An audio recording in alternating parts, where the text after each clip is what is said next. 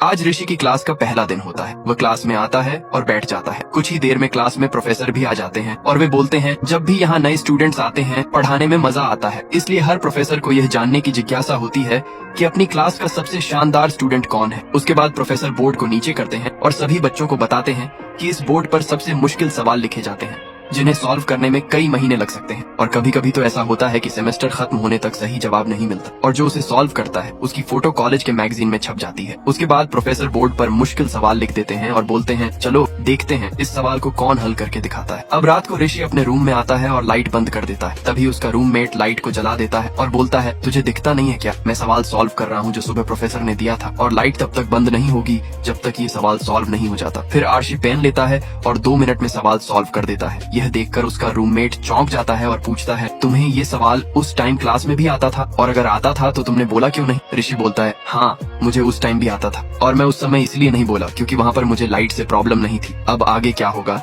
ये देखने के लिए पार्ट 2 के लिए लाइक करें।